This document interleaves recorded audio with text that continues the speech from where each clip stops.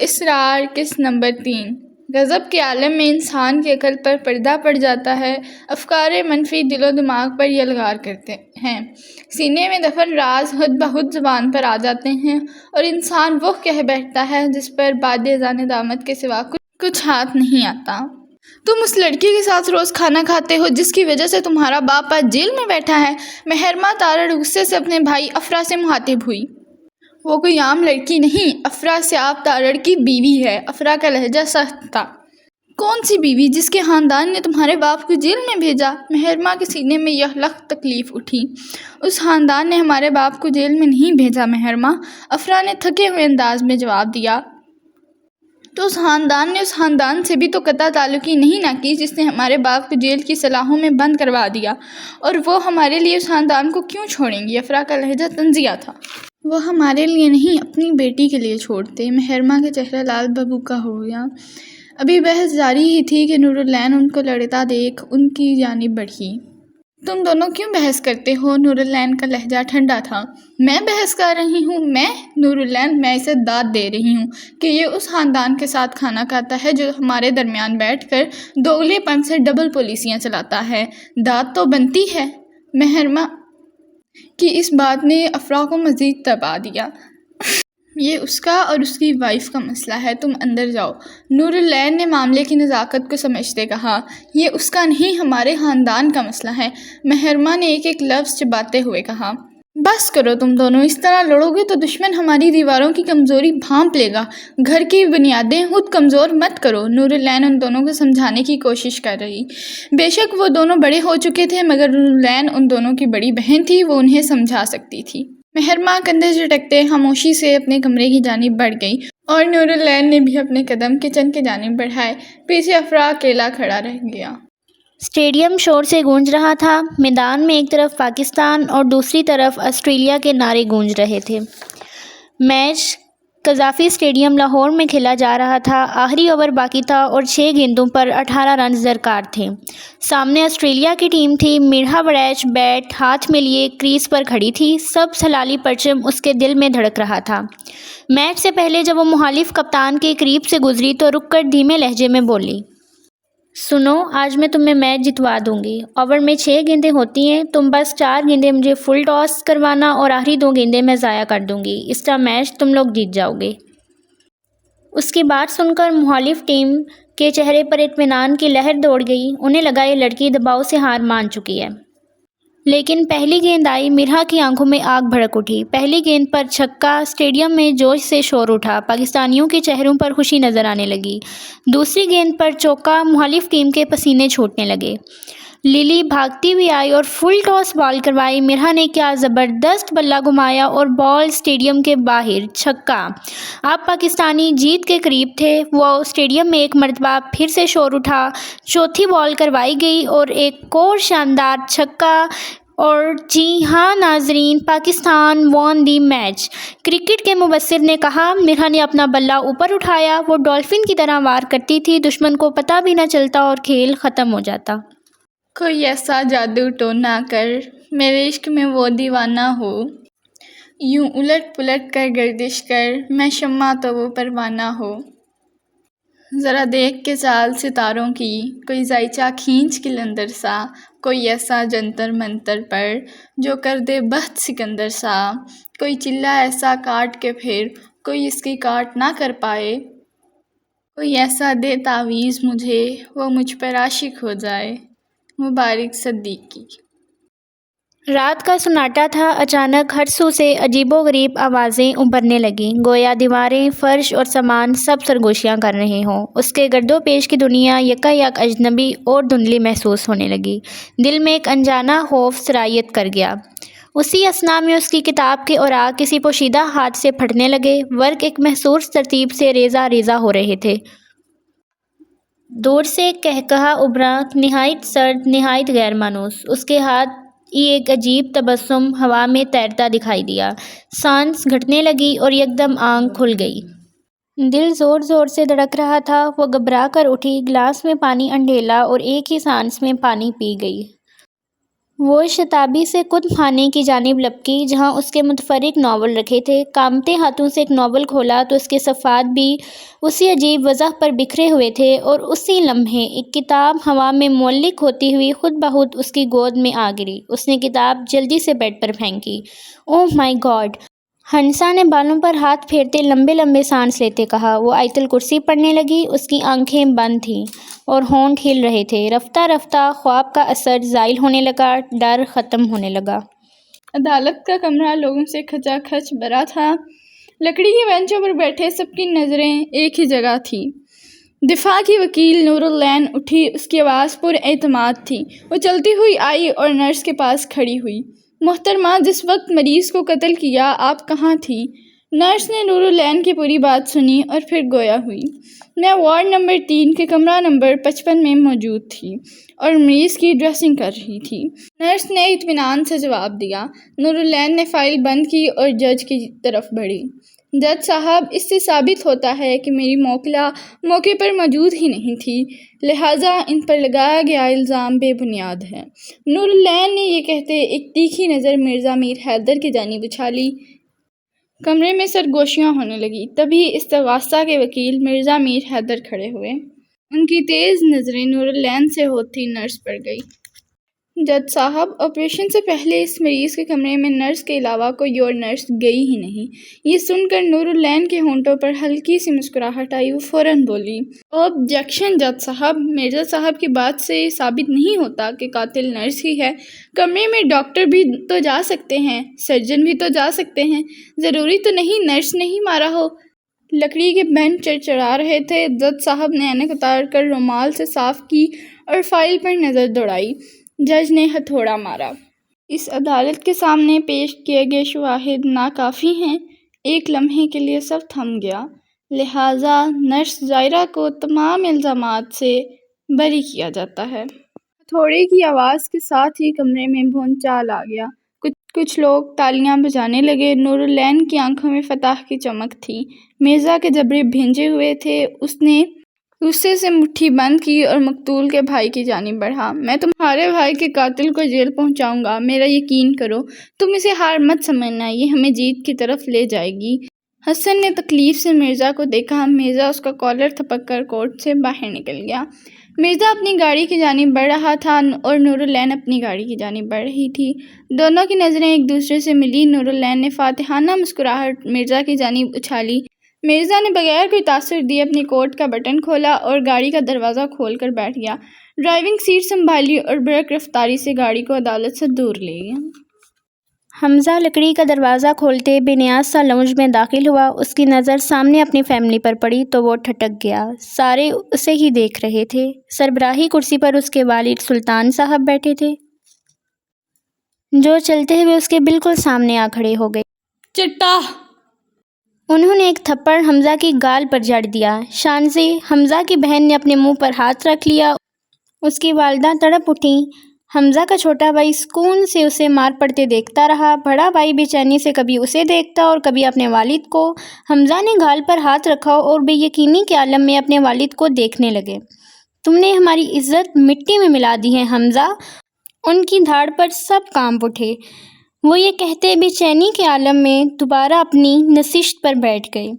تم نے اس سے ٹکر کیوں لی؟ تم کیوں باز نہیں آتے؟ اس کے والد کا چہرہ غصے سے سرخ ہو گیا۔ میں نے اب تک اسے کچھ نہیں کہا تھا، مگر اب میں اسے زندہ نہیں چھوڑوں گا۔ حمزہ بھڑک اٹھا۔ بھائی، تالی دونوں ہاتھوں سے بجتی ہے۔ آپ نے کچھ کیا ہے تو اس نے مارا ہے نا آپ کو۔ شانزی نے اس کے جھوٹ پر سے پردہ ہٹا دیا۔ شانزی، تم اس لڑکے کے حق میں بول رہی ہو جس نے تمہارے بھائی کو مارا؟ حمزہ کی والدہ حیرت اور صدمے کی سی کیفیت سے اپنی بیٹی کو دیکھتے بولیں۔ آپ بیٹے کی محبت کو ایک طرف رکھ کر سوچیں تو حقیقت یہ ہے کہ سفیان کا جتنا قصور ہے اتنا ہی قصور آپ کے بیٹے کا بھی ہے۔ شانزی یہ کہہ کر اٹھ کھڑی ہوئی اور لاؤنج سے باہر نکلنے کے لیے قدم آگے بڑھائے ہی تھے کہ حمزہ نے اس کا ہاتھ پکڑا اور اس کے رخسار پر ایک زوردار تمانچہ جڑ دیا۔ شانزے بھی یقینی کے عالم میں اپنے بھائی کو دیکھ رہی تھی۔ آج تک اس گھر میں کسی نے اسے اونچی آواز میں بات نہیں کی تھی۔ فار گاڈ سیک حمزہ، اس کا بڑا بھائی سجیل صوفے سے اٹھ کھڑا ہوا۔ شانزے روتی ہوئی لاؤنج سے باہر نکل کر کمرے کی جانب بڑھ گئی اور کمرے میں داخل ہوتے ہی دروازہ اتنی زور سے پیٹا کہ اس کی دھاڑ کی آواز باہر تک گئی۔ پورے کمرے میں سناٹا تھا، صرف مشینوں کی بھیپ بھیپ کی آواز اور ڈاکٹرز کی دھیمی سرگوشیاں سنائی دے رہی تھیں۔ مریض کے دل پر بہت تیز سفید لائٹ پڑ رہی تھی، باقی کمرہ ہلکا مدھم تھا۔ ہوا اور دوائیوں کی ہلکی سی خوشبو تھی۔ ہنسا، افرا اور کچھ ڈاکٹرز ماسک، ٹوپی، دستانے اور سبز گاؤن پہنے مکمل توجہ سے سرجری کر رہے تھے۔ ہنسا ٹانکے لگا رہی تھی اور خون صاف کر رہی تھی۔ افرا اسے سرجری کے آلات پکڑا رہا تھا۔ ہنسا کو اپنا سانس یکدم بند ہوتا محسوس ہوا۔ اسے لگا اس کے کان سے خون نکل رہا ہے اور اس کا سر چکرا رہا ہے۔ ہنسا کے ہاتھ کی گرفت لڑکھڑائی، ایک باریک نالی کو کاٹتے ہوئے معمولی سی چیر آئی، خون کی ایک بوند باہر آئی۔ افرا کی پیشانی پر شکن پڑی۔ اس نے فوراً کہا، ڈاکٹر صاحبہ، اب تھوڑی دیر کے لیے باہر تشریف لے جائیں۔ کمرے کا ماحول بھاری ہو گیا۔ ہنسا کے ہاتھ میں لرزش پیدا ہوئی اور وہ جلدی سے باہر نکل گئی۔ سرجری کامیاب ہو چکی تھی اور وہ 1 گھنٹے بعد باہر آیا۔ وہ ہنسا کے کیبن کی جانب بڑھا، دروازے پر 2 مرتبہ دستک دی اور پھر اندر داخل ہوا۔ ہنسا کی آنکھیں بند تھیں اور وہ انگلیوں کی پوروں سے اپنا ماتھا مسل رہی تھی۔ تمہیں کوئی احساس ہے؟ تمہاری ایک غلطی پیشنٹ کی جان لے سکتی تھی۔ افرا نے دونوں ہاتھ ٹیبل پر رکھے غصے میں ہنسا سے کہا، I was not feeling well. Hansa بند آنکھوں سے بڑبڑائی، تم بتا دیتی، اگر اس پیشنٹ کو کچھ ہو جاتا تو پھر کون ذمہ دار ہوتا؟ اس کے ماتھے پہ بل آئے۔ تم مجھ سے کس لہجے میں بات کر رہی ہو؟ ہنسا کو اس سے اس لہجے کی امید نہ تھی۔ یار، ایک انسان کی زندگی کا سوال تھا۔ ایک انسان کی زندگی کی ڈور ہمارے ہاتھ میں تھی اور وہ ڈور تم کاٹ رہی تھی۔ افرا، مجھے لگتا ہے یہ مجھ سے کسی نے کروایا ہے، ہنسا تھکے ہوئے انداز میں بولی۔ تم ڈاکٹر پر الزام لگا رہی ہو؟ تمہارا کسی نے ہاتھ نہیں پکڑا تھا۔ افرا کو ہنسا کی بات پر حیرانی ہوئی۔ میں انسانوں کی بات نہیں کر رہی، میں کسی پر اسرار مخلوق کی بات کر رہی ہوں۔ کیا مطلب تمہاری بات کا؟ افرا کا لہجہ نرم ہوا۔ کچھ دنوں سے میرے ساتھ عجیب و غریب واقعات ہو رہے ہیں، بہت ہی عجیب خواب آ رہے ہیں۔ ہنسا پریشان تھی۔ زیادہ مت سوچو، تم نے کچھ دنوں سے آرام نہیں کیا، بس اسی کا نتیجہ ہے، افرا نے کہہ کر بات ختم کر دی۔ عدن نے اپنا سامان دروازے کے پاس رکھا اور سب سے پہلے اپنی والدہ ارم ملک کی جانب بڑھا۔ وہ نیچے جھکا۔ ارم ملک نے اس کے سر پر ہاتھ رکھ کر اسے پیار دیا۔ ان کی آنکھیں نم ہو گئی۔ اتنے میں قاسم چچا کی آواز آئی، چلو عدن، دیر ہو رہی ہے۔ چچا اور اس کا بھائی سیفی اسے ایئرپورٹ پر چھوڑنے کے لیے تیار کھڑے تھے۔ اس کا چھوٹا بھائی اذان بھاگتا ہوا آیا اور عدن کے قریب کھڑا ہو گیا۔ بھائی، میں بھی آپ کو چھوڑنے جاؤں گا۔ عدن نے مسکراتے ہوئے سر ہلا دیا۔ گاڑی میں گانوں کی مدھم آواز کانوں میں گونج رہی تھی۔ عدن کھڑکی کے باہر شہر کو بے نیاز سا دیکھ رہا تھا۔ ایئرپورٹ پہنچ کر بورڈنگ کا اعلان ہوا۔ عدن پہلے قاسم چچا کے گلے ملا، پھر سیفی کے گلے لگا اور آخر میں اذان کے گرد بازوں کا مضبوط حصار بنا لیا اور دھیما سا کہا، اپنا خیال رکھنا۔ یہ کہہ کر اذان سے جدا ہوا اور مسکرا کر سیفی سے مخاطب ہوا، انسان بن کر رہنا۔ عدن نے ایک ہاتھ میں بورڈنگ پاس اور دوسرے ہاتھ میں برطانیہ کا اسکالرشپ لیٹر پکڑ رکھا تھا۔ بورڈنگ ایٹ گیٹ 17 کے الفاظ اس کے کان میں گونجے۔ وہ گیٹ کی جانب بڑھا اور جہاز میں اپنی سیٹ پر بیٹھ گیا۔ کھڑکی کے باہر رن وے نظر آ رہا تھا۔ نور العین چائے کے 2 مگ ہاتھ میں پکڑے لان میں آئی۔ سامنے اسے مہرماں کمپیوٹر پر کچھ ٹائپ کرتے نظر آئی۔ نور العین نے چائے کا ایک کپ مہرماں کے سامنے رکھا۔ مہرماں نے نظر اٹھا کر اسے دیکھا۔ نور العین نے کرسی کھینچی اور اس کے سامنے بیٹھ گئی۔ تمہارے اس نرس والے کیس کا کیا بنا؟ مہرماں اب نور العین کی جانب متوجہ تھی۔ تمہیں کیا لگتا ہے؟ نور العین مسکرائی۔ عدالت کی ملکہ کیسے کیس ہار سکتی ہے؟ مہرماں مسکرائی۔ نور العین کی آنکھیں چمک اٹھیں اور وہ مسکرا دی۔ اور مرزا، اس کا چہرہ تو دیکھنے والا ہوگا؟ مہرماں نے دلچسپی سے نور العین کو دیکھتے کہا، جبکہ نور العین کی مسکراہٹ تھم گئی۔ نور العین کی آنکھوں کے سامنے پرانا ایک منظر لہرایا۔ نور العین اور مرزا کافی شاپ میں بیٹھے تھے۔ تبھی مرزا نے کافی کا ایک گھونٹ بھرتے نور العین سے کہا، کیا تم یقین کر سکتی ہو ہمارا نکاح ہونے والا ہے؟ مرزا مسکرا رہا تھا۔ مجھے یہ کوئی خواب سا منظر لگتا ہے، نور العین کھوئے ہوئے انداز میں بولی۔ اینا، تم زندگی کے ہر قدم پر میرا ساتھ نبھانا۔ مرزا نے اس سے وعدہ لیا۔ اینا ہر قدم پر تمہارے ساتھ کھڑی ہوگی، اور اگر میں پوچھوں تم میرے لیے کیا کر سکتے ہو؟ نور العین نے مسکراتے ہوئے اس سے پوچھا۔ اینا میں تمہارے لیے دنیا چھوڑ سکتا ہوں۔ اور پھر اس نے دنیا کے لیے اینا کو چھوڑ دیا۔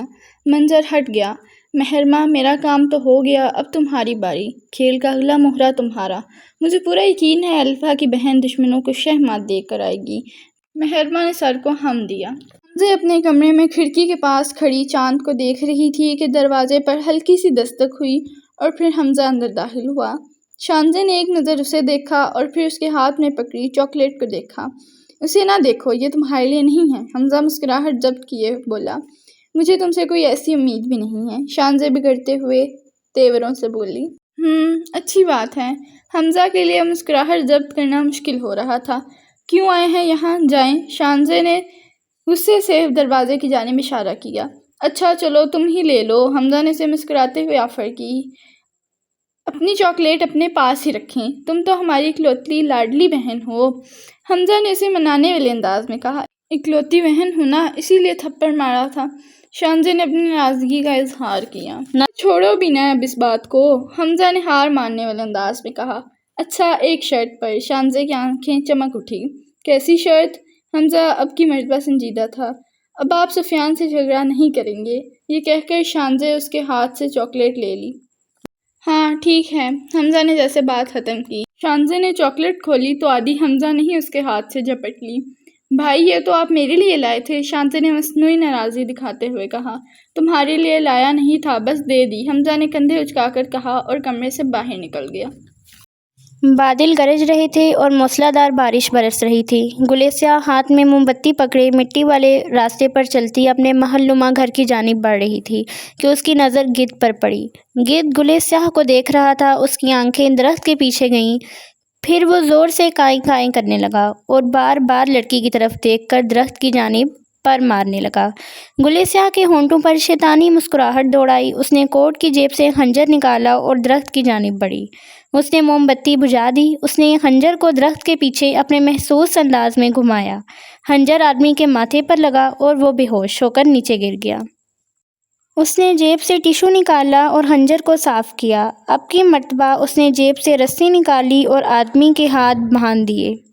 اس نے جیب سے گوشت کی ہڈی نکالی اور درخت سے کچھ فاصلے پر رکھ دی۔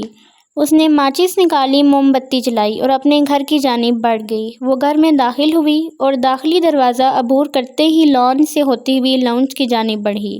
دروازہ کھلا تو سامنے ہی اسے میرا وڑیچ ٹریک سوٹ میں ملبوس نظر آئی۔ پھر اس کی نظر ہنسا پر پڑی اور ہنسا سے مرزا کی جانب اٹھی۔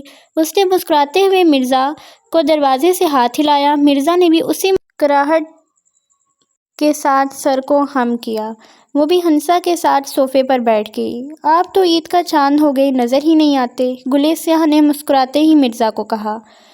کیس میں اتنا بزی ہو جاتا ہوں کہ پھر رات شہر والے گھر میں ہی گزار لیتا ہوں، مرزا نے جواب دیا۔ تم کہاں سے آ رہی ہو؟ مرزا نے گلیسیا سے پوچھا۔ میں جنگل میں گھوم رہی تھی، گلیسیا نے کندھے اچکاتے ہوئے جواب دیا۔ تمہارے آج کل جنگل میں زیادہ ہی نہیں چکر لاگ رہے، مرزا نے گویا طنز کیا ہو۔ مرزا اور گلیسیا کے درمیان ایسی نوک جھونک معمولی تھی۔ اپنا کھانا لینے گئی ہوگی، مرزا نے ہنسی ضبط کرتے کہا۔ اپنا نہیں، آپ کا لینے گئی تھی، گلیسیا جیسے برا مان گئی ہو۔ اچھا نہ تنگ کرو میری بہن کو، ہنسا نے گلیسیا کی سائیڈ لی۔ گلیسیا نے پیار بھری نظر ہنسا پر ڈالی۔ ہاں تمہیں یہ کوڑے سے اٹھا کر لائی تھی، مرزا نے کہا تو مرزا نے اس کی بات کی تائید کی۔ مجھے تو نہیں، تمہیں ہی کوڑے سے اٹھایا ہوگا، گلیسیا نے مرزا سے کہا۔ اتنے میں ملازم لاؤنج میں داخل ہوا۔ جنگل سے لاش ملی ہے، ملازم نے اطلاع دی۔ اف، مرزا نے صوفے سے ٹیک لگاتے کہا۔ یہ روز لوگ کیوں مارے جاتے ہیں اور پھر بھی جنگل چلے آتے ہیں، مرزا کو افسوس ہوا۔ اچھا ٹھیک ہے، اب آپ جا سکتے ہیں، ہنسا نے کہہ کر ملازم کو وہاں سے بھیج دیا اور اب پھر لاؤنج جنگ کا میدان بن چکا تھا۔